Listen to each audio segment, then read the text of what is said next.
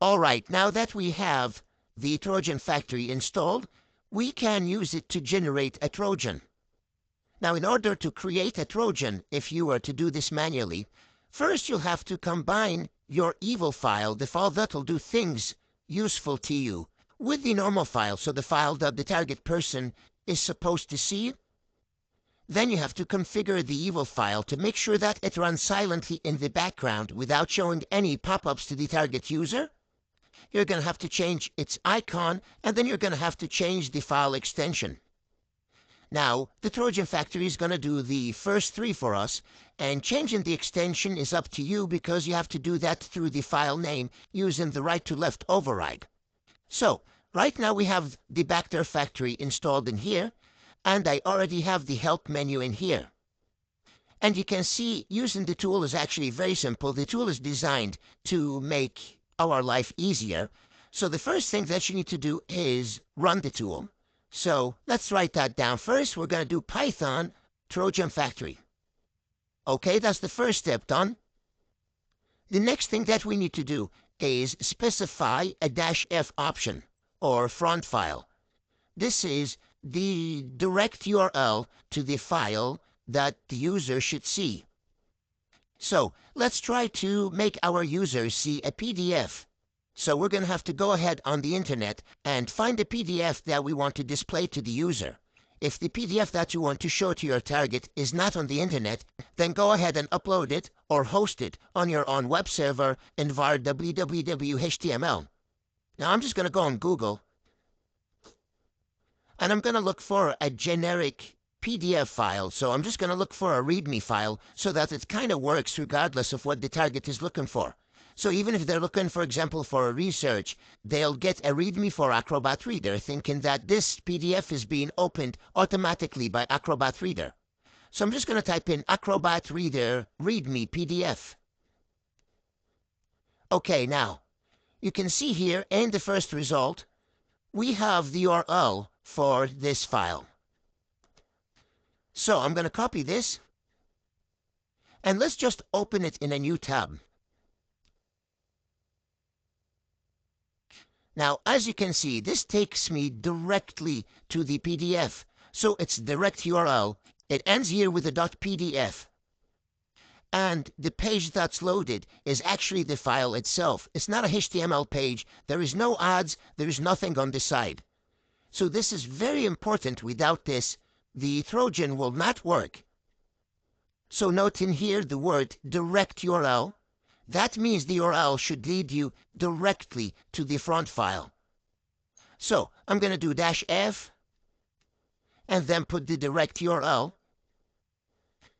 Now the next option here is the -e, which is the evil file. So this is the direct URL to the evil file. Again, the direct in here is very important. Now in our example, I want to run a credential harvester that I have in here. So it's already in my var www.html. It's already on my web server, and I've already started Apache. So the URL to this credential harvester is going to be HTTP, followed by my IP, which is 10.20.215.8. And then the file name is evil.exe. Now the next option that we need to set is the O option. And this is the location where my Trojan is going to be stored. So it's the combination of these two files. And I'm going to do -o and store it in my var www.html so that I can download it from the Windows machine and test it. And I'm actually just going to call this Trojan readme.exe. Finally, we're going to set the icon for this new file for the Trojan.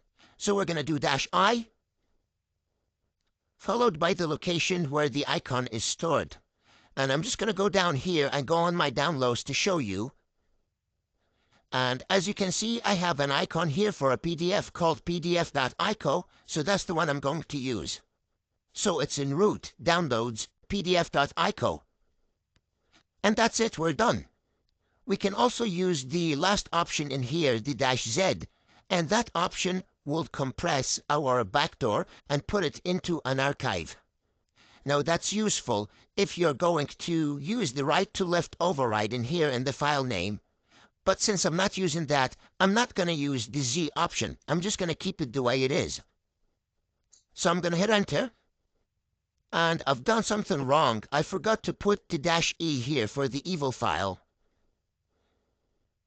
So that's it fixed. I'm going to hit enter again. And because the program doesn't show any messages, that means everything went well. So let's go to var www in here, HTML.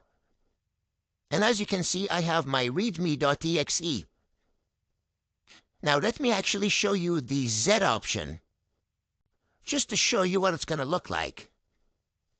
So if we go back here, you'll see that I have a readme.zip. Inside it, you'll see this exe. Now let's go to the Windows machine and test both files. So I'm here. I'm going to download it from Kali because I've already put them in var www.html. So I can just download it from http 1020.215.8.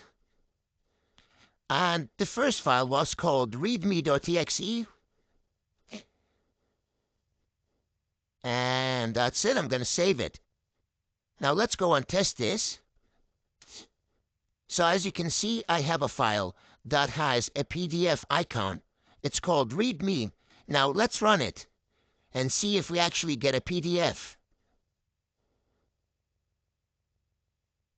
Now as you can see, I get the readme that we got from Google. So this is the readme for Adobe Acrobat Reader. So it's a file that the target person should be expecting, or it's a file that won't make the target be suspicious. At least it's a normal readme in a PDF. At the same time, now our evil file should have been executed at the background. So I use the credential harvester that sends saved passwords to my Gmail account. Okay, let's go to Kali. Gonna go on my Gmail.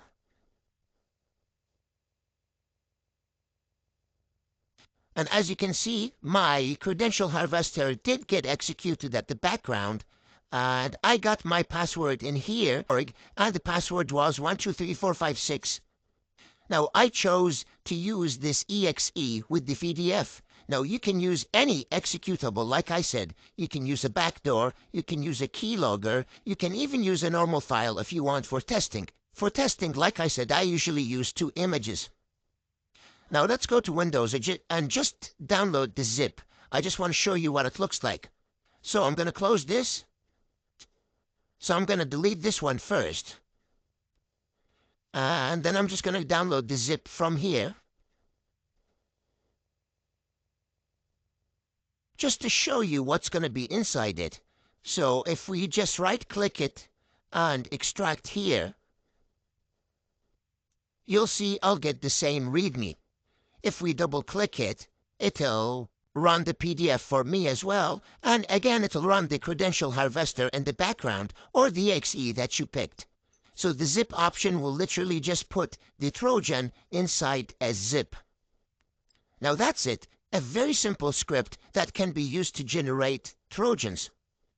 Now, I'd hate for people to be dependent on this, on generating Trojans. I highly recommend that you learn how to do it manually, because when you do it manually, you understand exactly how it works, and you'd be able to modify and fix things, and even fix this tool if it doesn't work. Also, I want to run a very cool attack at the end of the course, and for that attack, we'll have to use a script like this. So stay tuned for that as well.